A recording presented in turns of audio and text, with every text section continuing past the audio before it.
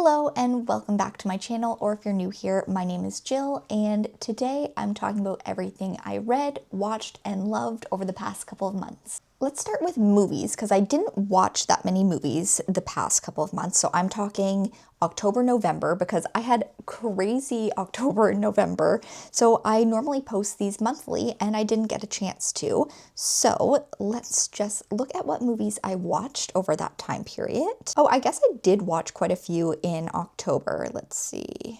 I watched 9 in October, but I only watched 4 in November, so let's talk about them. First of all, in October, I watched all 6 Scream movies. So I love the Scream movies. I had only seen the first 4.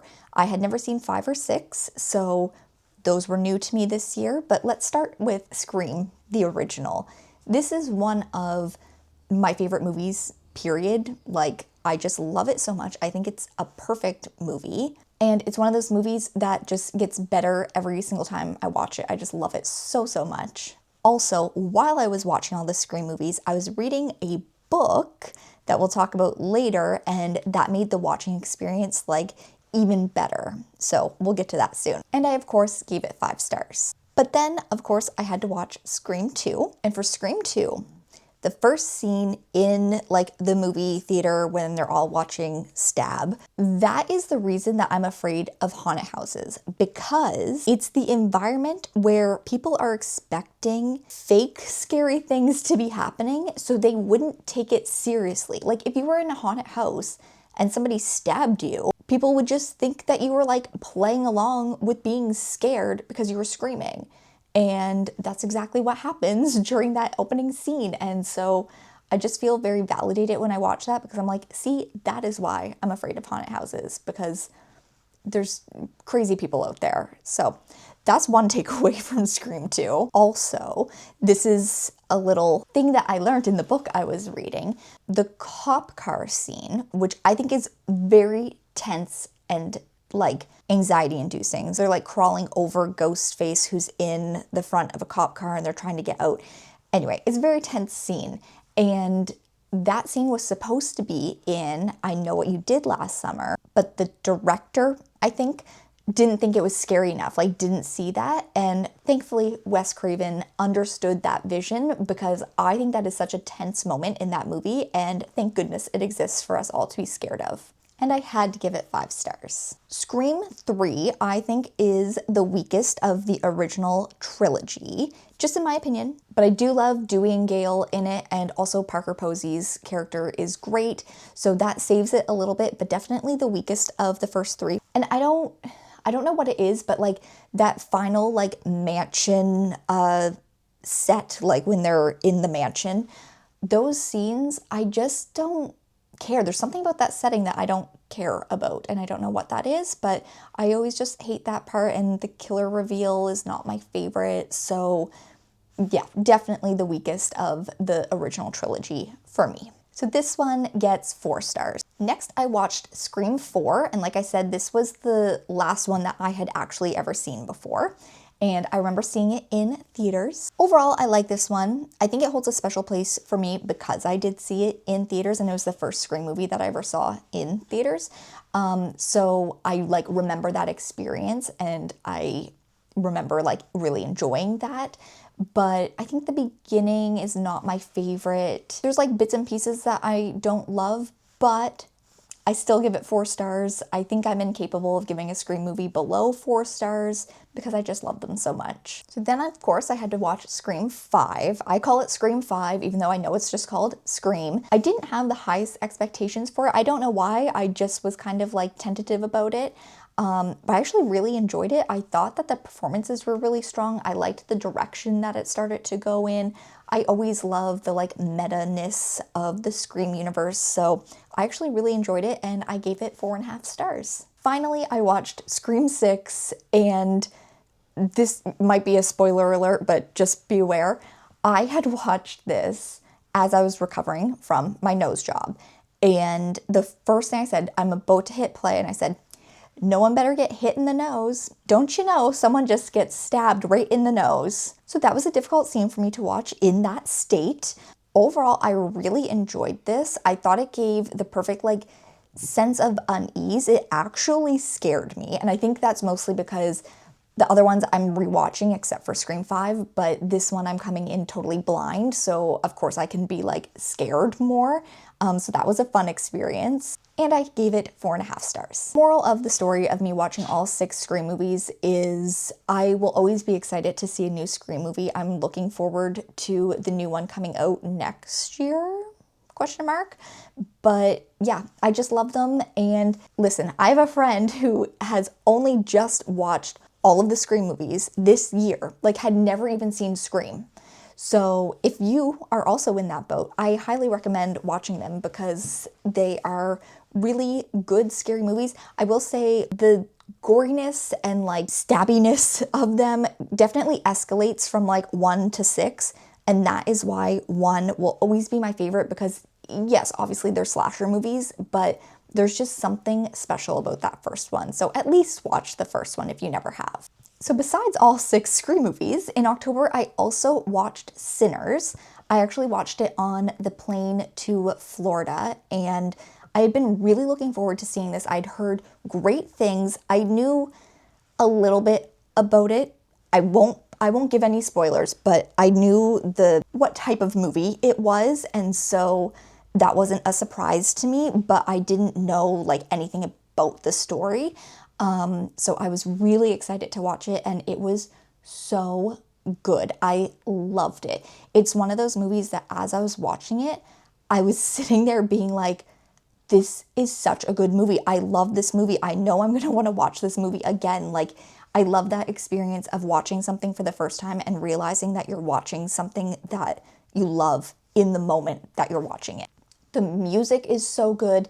The performances are incredible. And just the story, like I'm obsessed with it. I love it. If you haven't seen Sinners, I highly, highly recommend it. Obviously, I gave it 5 stars. Then on the way back from Florida, I watched Nosferatu. Is that how you say it? Nosferatu. Nosferatu.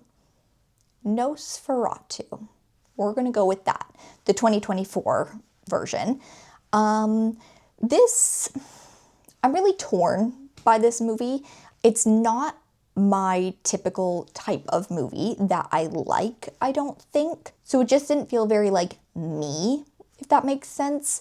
I do think it was like visually beautiful. I was like really enjoying like the visuals of it. I obviously knew it was a vampire movie, duh, but I didn't expect the kind of like possession story of it, or there was just something that like I felt like I didn't really sign up for this. And yeah, I guess it's just that it wasn't quite for me, but I could appreciate it for what it was. And Nicholas Hoult is very good at acting scared. Like I truly believed that he was scared. I mean, if it's your thing, go for it, but probably just not for me. And I gave it 3 stars. Then to end October, of course I had to watch Hocus Pocus. Again, one of my favorite movies. I love it so much. It's so funny. It's just so good. I don't know how you could watch that movie and not just fall in love with it. In my opinion, this is the Halloween movie. I'll say like Scream is like the scary Halloween movie for me, but Hocus Pocus is like the family friendly Halloween vibey movie to me. So of course I had to watch it, and of course I gave it 5 stars. Moving on to the movies I watched in November, like I said, I only watched 4. The first one I watched was The Greatest Showman. This was a rewatch. I don't like this movie, but the music is so good that I forgive it a little bit. It's a hard watch. I will say that. It's definitely not my favorite. I gave it 3 stars. I think 1 of those stars is for Michelle Williams, 1 star is for Zendaya, 1 star is for the music, 0 stars for the plot or the movie as a whole. So that's my breakdown of how I decided on that star rating. But yeah, the music is just really, really good. Maybe I should just listen to the soundtrack instead of, forcing myself to watch the movie. Next, I watched A Very Jonas Christmas movie. And I will say, even though I am a millennial girly in my 30s, I kind of missed the Jonas Brothers train. I had a few songs that I would listen to, but I wasn't into them like other people I know were into them. I think I'm more into them now just from like their TikTok presence because I think they're really funny. So that's how I'm a Jonas Brothers fan. I knew I had to watch this because I love a Christmas movie, so I didn't really know what to expect going into it, but I thought it was really funny. I thought it was a really good time. I enjoyed it.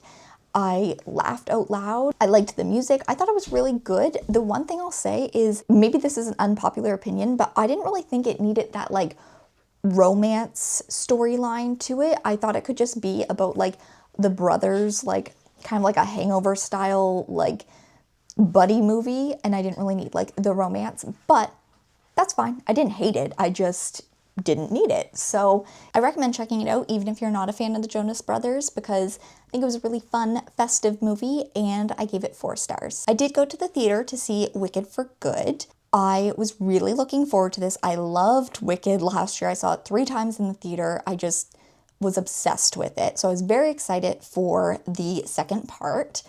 I did read the Wicked series earlier this year, so I kind of knew the story. I know that the play is not the same, but I had an idea of what was going to happen. I did not like it as much as Wicked. I know, obviously, it's like a darker story than the first part. That's not even the reason why. I felt like it was a bunch of like vignettes where it was like, this thing happened, this thing happened, this thing happened, and there wasn't like a story going through it. That's just how it felt to me. I was really disappointed because when I saw Wicked, when it ended, I wanted to like go right around and watch it again, and that's why I went back the next night to see it again. But I didn't have that feeling. I thought, okay, I watched it. I'll watch it again at some point, but I didn't feel the need to like continuously kind of consume it. So that was disappointing, but that's not to say I still didn't like it. I just didn't love it. I thought from No Good Deed on, loved that portion of the movie. Loved that. I really didn't care for the 2 original songs. I don't even know the Wicked soundtrack from like the musical. I don't know the songs other than like bits and pieces. But those 2 definitely felt weaker to me, and I just didn't love them. So yeah, liked it, didn't love it, was disappointed because really wanted to love it, but here we are. Did give it 4 stars because, like I said, from No Good Deed on, I did love it. So there we go. And finally, I watched The Fall Guy. So I had heard good things about this when it came out, and I think my expectations were like too high. I don't know. I just didn't love it as much as I thought it was going to like it, but I really appreciated what it was. Like, I really liked all the stunt work and like the kind of, again, meta-ness of the movie, but I just didn't like care, I guess. Like, I didn't really care what happened to the characters very much. So it was like, I liked it, but I just, again, didn't love it. And I think it's because it was really hyped up to me and it just didn't live up to that expectation that I had. But it was a good time watching it, and I gave it 3.5 stars. Let's move on to the books I read in October and November. I have some of them here, but we will start off with Society of Lies by Lauren Ling Brown. I actually got this for Christmas last year and only just read it, but I really enjoyed this. I've said this before, but I don't really read a lot of like blurbs about books. I kind of just add them to my list as people like talk about them, or I see them on different lists and things like that. So I just know maybe the basic premise or the genre of it. So I really didn't know anything about that book. I love a book that is set at a university, so it's set at Princeton. It follows a girl who goes back for her college reunion, and also her little sister is graduating that weekend as well, but then her little sister turns up dead. So it becomes this whole investigation, and it brings up some stuff from the past, and it involves like a secret society at Princeton. I really enjoyed the setting. I thought the story was well done. I do think it was like just a little too long. Like it could have been like 100 pages less because there were portions of it that kind of dragged on. But overall, I really enjoyed it. It was a nice like fall read. And I gave it 4 stars. Next is the book I referenced when I was talking about Scream, and that is Your Favorite Scary Movie by Ashley Cullins. So this is, it says here, how the Scream films rewrote the rules of horror. And it kind of goes through movie by movie, tells the behind the scenes of the production and, you know, any obstacles that came up, and interviews a lot of the cast. And so they talk about their experiences. And as someone who loves the Scream movies, I really, really enjoyed reading this. If you're a fan of the Scream movies, definitely check this out because it gives you that extra layer of, you know, behind the scenes to go with watching the movies. And that's why I really liked reading this at the same time that I was watching all of the movies. It also has like pictures in the middle, which is always super fun. So yeah, I highly recommend this for anyone that is a fan of Scream. And of course, I gave it 5 stars. Next, I read Isola by Allegra Goodman. And I truly didn't know what this was about. I did not know it was a historical fiction until I started reading it. And that was an aspect of it that I liked. I do like historical fiction. I just found I never really got into it. Like, it wasn't a book I was wanting to pick up and read. That might also have to do with the fact that I was going through my nose job recovery at the time. So it was like a lot happening that I wasn't able to like commit time to reading that often. It just wasn't my favorite book that I ever picked up. I like it when I'm reading a book and I like can't wait to read it again. And it was kind of a chore to read this until there were some parts that I was excited for. And so like I would want to read, but then it would go into a lull again and I just didn't really care. So I gave it 3 stars. Next, I read Rental House by Wakey Wang. I did not like this book at all. It's just a literary story about a relationship and looking at like each of their families and how the things that they experienced through their families and coming together as a couple inform their relationship. Not to say it's not deep, because there are definitely like deep topics that come up, but it's just a story, which is totally fine. Again, I have nothing against that. I just really didn't like it. I didn't care for the writing style. It was clunky to get through, and yeah, it just was not for me. I listened to a lot of the audiobook because I was like, okay, I'm just gonna listen to this and read it so that we can like get through this and I can move on to the next, because I don't like to not finish a book, but I just really didn't want to like drag it on. Yeah, I did not enjoy that, and I only gave it 1.5 stars. Next book I read, I was on just a bad track of like not very good books, but I read All That Life Can Afford by Emily Everett, and this is kind of like a modern retelling of some Jane Austen novels. Like, it's supposed to be like that classic romance novel, but like modern time. It's about a girl who grew up not privileged at all in America and goes to London for school and starts being around this like wealthy subset of people, and she's like pretending that she fits in. So that's the premise of the story. Again, I just didn't really care. I have nothing against like a Jane Austen romance type story. I just didn't think it translated very well to this particular story. So I also listened to the audiobook a lot, mostly because during my surgery, I had my cast on and it like clouded my vision. So again, I was still recovering, and I couldn't really see to read that well. So I was like, let me listen to the audiobook. Just was not for me. And this is a Reese's Book Club pick. If you know, I am very hit or miss with her books, because Society of Lies is one of her picks as well. Love that. Isola was one of her picks. Didn't really love that. And then this, I didn't really love either. So this was the book that made me realize I'm not going to read any more book club picks unless they are books that I have also heard from people in my life that they are good. This is the straw that broke the book club camel's back. So I gave it 3.5 stars. It wasn't terrible, but I wouldn't really highly recommend it. I'll also say that was the first book I finished in November, so I read 4 books in October and I read 6 in November. So the next one I read is The Tenant by Frida McFadden. I have a bunch of Frida's books waiting to be read on my bookshelf. I really loved The Housemaid. That was the first one I ever read. I've read a few more since then. Nothing has been as good as that for me, but I enjoyed this. I picked this because, like I said, I was going through such a slump of like slogging through these books that I wasn't loving. And I know that Frida McFadden, they follow a formula. I know what's going to happen for the most part. There's going to be twists, there's going to be turns, but they're so easy to read. So I said, I just need a book that is going to be able to be read quickly. I'm going to like enjoy it because it's like so ridiculous.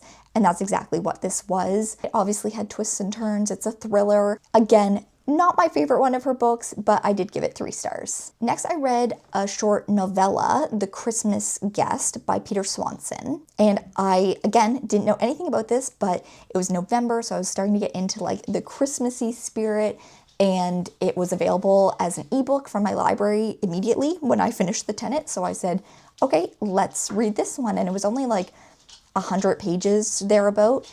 And I actually really loved this. I don't want to say too much, but it follows a girl at university who goes to a friend's house for the holidays. And again, they're like a wealthy family. And that's all I can really say, but I highly recommend checking this out. A great Christmassy read, really good twists, and I loved the writing style as well. So I gave it 4 stars. Next, I read The 3 Lives of Kate Kay by Kate Fagan. And I'm just now, as I'm saying this, I'm realizing this is actually the last Reese's Book Club book that I read. This is the straw that broke the camel's back. Because on the surface, there's nothing wrong with this book. It's fine. I actually enjoyed reading it for the most part, but it was just such a like nothing book, if that makes sense.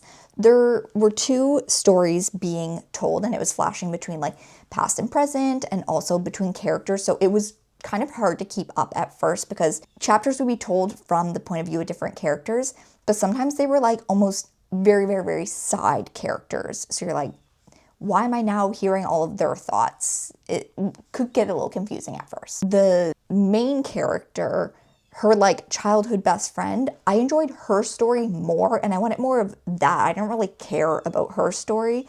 So I think that's where I was like, I wouldn't say I didn't care about it. I just cared more. I wanted more of that other side. This was the one that I said, this is such a nothing story to me. Like there are things that I want to read more than this. And so I said, no more book clubs, and I haven't looked back since. So that's where we're at with that.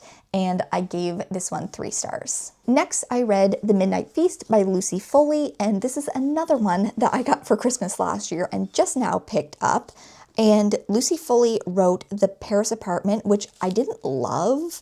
That might be an unpopular opinion, but it was not my favorite. So I was a little hesitant to read this one, but I actually really, really enjoyed it. It's like an isolated location thriller. So it's on this like very beautiful outdoor retreat for like very rich people to go and sleep in cabins kind of thing. It just follows kind of the group that is there, like the founder and some of the guests and some people that work there. And it ties into it being a retreat that is built in this small town and kind of how that impacts the people that are there and their kind of history. I'm trying to like skirt around a bunch of things, but there were some good twists that I didn't see coming. There was one that I don't know if it was supposed to be a twist, but it seemed very obvious to me.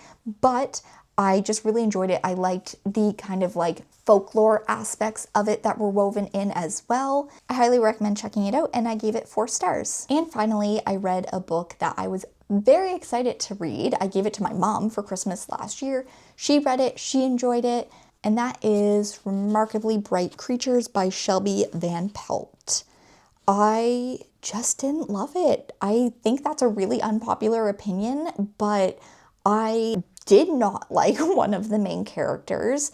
I wanted more of Marcellus, the octopus, and it just wasn't what I was expecting. Again, it's one of those just nice stories. It's just a story. And again, I have nothing against that. It just was like, okay, girl, give me nothing. That's how I felt about it. It's also one of those stories where you know everything and you're just waiting for characters to learn things. That's so boring to me because it's not leaving anything for you to figure out. There's like these massive things in their lives that they're learning, but we already know it. So I'm like, what's the point? Again, this is probably a hugely unpopular opinion. So if it sounds like something that you want to check out, if you read the back of it and it sounds interesting, do it, because everyone I've ever talked to, like I had this in the doctor's office and a lady was like, oh, I read that. And I said, oh, did you like it? Because I was barely into it. And she's like, yes, it's very good. And I was like, great. No, she's wrong. That lady is wrong. So just my opinion, but I gave it 3 stars. Next, let's talk about TV shows. So in October, the first one I want to talk about is The Great Canadian Baking Show. So this is similar to like The Great British Bake Off, and I think there's an American version as well, but it's a very wholesome reality show, very Canadian. They're just baking, and you know, they don't win any money at the end. It's just a cake plate, but it's, like I said, just very wholesome. So I love watching that every time it comes out. I can't believe there's been so many seasons. I think this was like season 6 or something, but it always makes me want to bake things, but also eat those baked goods. It makes me very hungry, and yeah, I just love it. Next is The Celebrity Traders. So this was UK Celebrity Traders, and it was such a good season. I always enjoy the UK Traders seasons better than any other like US or Canada season, but the celebrity one was so good. I didn't know a lot of the celebrities being from Canada. There were some people I didn't know, but I just thought it was so enjoyable. It was so entertaining. I looked forward to every new episode. I love the Traders, but that was a top tier season of Traders for sure. Next is Abbott Elementary, which started back up again, and I love this show. I think it's so clever and smart. It has so many jokes in every episode, like it's just so quick. It's just one of those shows that you, even though it's a comedy, like a half-hour comedy, you have to like watch it because there's so many little like jokes and things that you'll miss if you're like on your phone or something. So that's why I really like it, because it feels like a smart comedy, and I just really, really love Abbott Elementary. If you have never seen it, I highly recommend checking it out. I remember watching the first season and being like, this is such a good show, and then I made my mom watch it so that we could watch all of the other seasons together. So highly recommend. Next is Special Forces, which is celebrities doing like Special Forces training, and it's not like someone gets eliminated each week. It's literally like if you can't do it, you're either kicked out or you voluntarily withdraw yourself because you can't do it. And this is a show that makes me very tired to watch. I'm always like, I don't know how they're doing this. Like, this is so painful. I would never sign up to do this. I really enjoyed this season. I thought it was surprising. I think the people that I thought were going to do well, or the people I thought were not going to do well at all, it really kept switching. It's one of those shows that whenever I hear there's a new season, I'm like excited to watch it. It's like one of those shows for me. Even if you don't know any of the celebrities, like I knew a fair amount, but there's always athletes and stuff that I have no idea who they are, but it's really interesting seeing their journey, and everyone always has like a very personal reason why they're doing this, like something that they're trying to prove, which I really enjoy. Next is Loot, which came back for its 3rd season, I think. I think this is such a funny show. I love the dynamic of everyone. It's one of those like feel-good, funny shows. So it's like a comedy, but it also like tugs at your heartstrings. And I feel like it's one of those shows that I don't know anybody else that watches Loot, but like Maya Rudolph is so funny in it. Ron Funches, I just love it so much. So definitely check it out if you've never seen it, because it's just a great comedy. I will say there's an on and off kind of relationship thing happening. I don't love that because I just want it to be on, I guess. But that's the only thing that I'm like, oh, this season, I don't love that because I just want everyone to be happy. But overall, I love Loot. And another Traders to talk about, Traders Canada started, and Canada is always the worst at playing this game. They never get out Traders. Like the UK, what I like about the UK is they're always voting for like whoever they truly think is a traitor. Whether it's been discussed, whether there's other people that are gonna be voting, they're truly voting for, I think this person is a traitor. Canada is always very like, there will be two people and most people are voting for those two people. So it's like less suspenseful and there's less chance of like some random person going because a few people might have voted for them and then the numbers add up that way. So I'm enjoying it. Like I said, I'll watch any Traders season, but it does not compare to the Celebrity Traders, but still very good. So those were all the TV shows for October. In November, I watched the Victoria Beckham like short docu-series, and I thought that was very interesting. I wish it were longer. It was only like 3 or 4 episodes maybe, but it was really enjoyable. I loved the David Beckham one. Was that last year, maybe? And I know everyone was like, now we need a Victoria one, and we got it. And I loved that it was centered around her Paris fashion show. So it was like a common thing that we were working towards while also learning about her past and like how she got to where she is today. And obviously they're like such a power couple. I love them, and I thought this was really enlightening and like showed you a different side of her, and I just loved it so much. I also watched Wicked One Wonderful Night. So this was like the special that they did where they were performing some of the songs from Wicked and Wicked for Good. And I just loved it. Like I said, I loved Wicked last year. And so this is how I heard some of the songs from part 2 that I didn't maybe know before, and I just thought it was a lot of fun. It of course was like cheesy in parts with like the crowd being like so overreacting. Obviously they like told them to do that, but it like made me laugh, and just the performances were so great. So that was really fun and was making me like super excited to see Wicked for Good, which again, I didn't love, but I did really enjoy Wicked One Wonderful Night. Next is Palm Royale. So this came back for the 2nd season, and I am actually really loving this season, I think more than the first. It is a very like campy kind of silly show that doesn't take itself too seriously.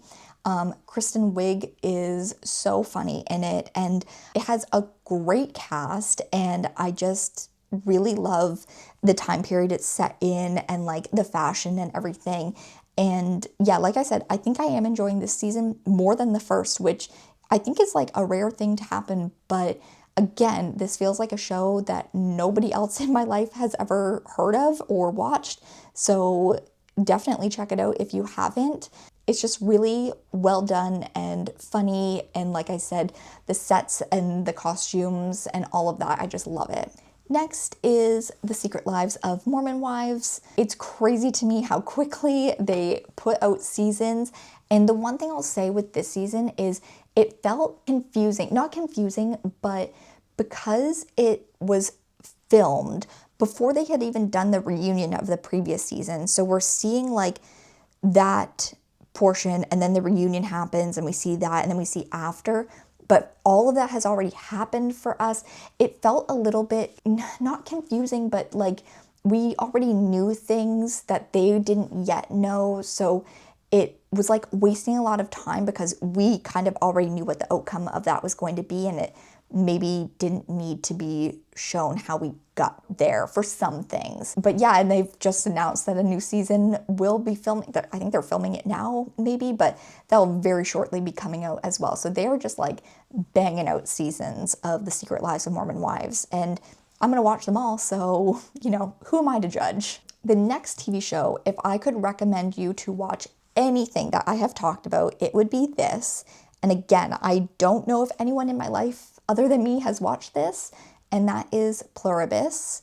And this was created by Vince Gilligan, who did Breaking Bad and Better Call Saul, and I am obsessed with this show. It is one of those shows that, again, you have to pay attention, you're watching everything. Sometimes there's like not a lot of dialogue and you're just watching and you're figuring things out. Basically, this virus happens in the world, and it causes everyone to be, well, I don't want to give it away. Just watch it because it's really good. It's one of those shows that you like are going to form theories about and you want to talk to people about, and the acting is just so good. The premise is so interesting. Truly, if you're going to watch anything that I have talked about, please make it Pluribus, because I need more people to be talking about this, specifically with me. So if you have watched it, please let me know. And finally, of course, I have to talk about Stranger Things. Volume 1 of Season 5 came out, and I love Stranger Things. It is one of my very favorite TV shows. I remember watching the first season and just like completely falling in love with like the world and the characters, and I love the music, and it's just so good. I love it because it is full of action and adventure, but also like heart and the characters and character development, and it's a good balance of like things happening but also people just like being people and having relationships, and I love that. I'm not going to spoil anything, but those first 4 episodes were crazy. I cannot wait to see the rest of this season.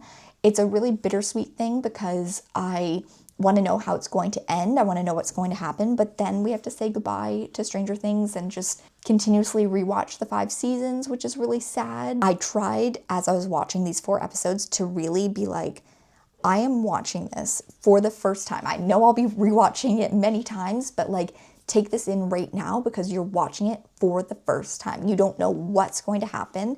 This is like the only unique time you'll have watching this. So yeah, I just really tried to take it all in because I love Stranger Things so much. Those are all of the TV shows that I've been watching over the past couple of months. So very quickly, I just want to touch on 3 kind of other things that were like big deals in my life and things that I was loving. So first of all, I went to Disney in October for a very short 3-night stay, and that is like the shortest amount of time I've ever been. So I feel like it taught me a lot about Disney, and I had a really great time with my mom. I did vlog the whole thing, so you can watch that. And yeah, I just think we normally go for such a long period of time, and we really learned a lot about how we like to do Disney, what we'll do differently. And we were there at Halloween time, so it was just really special, and it was definitely a highlight of my October. The other highlight of my October was getting my nose job. I did a whole video on it, so I won't talk about it too much here, but it is one of the best decisions I've ever made, and I'm just so proud of myself. And if you want to watch that video that I did, please do. It's something that I'm very open about, and I don't mind answering any questions that anyone might have.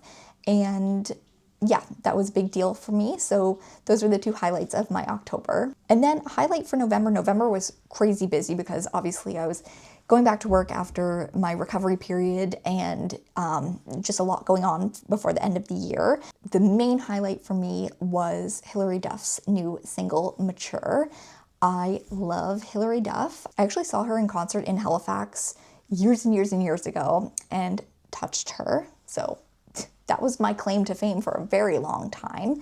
And yeah, I was so excited when I found out she was making music again. Of course, I was like a little nervous because you're like, I love this person and they're making music again. Like, I hope it's everything I want it to be and everything she wants it to be. And I really think it lived up to my expectations. I love the song. I've pre-ordered the album. Like, I'm so excited. I'm just so happy to have new Hilary Duff music in my life. And yeah, that was a big deal for little me and grown me. That is everything. I've been talking for such a long time, so if you made it to the end, thank you so much. I just really love talking about the things that I have been reading and watching and loving, and let me know what you have been enjoying these past few months, and make sure you're subscribed to see all of my upcoming videos, and I'll see you in the next one. Bye!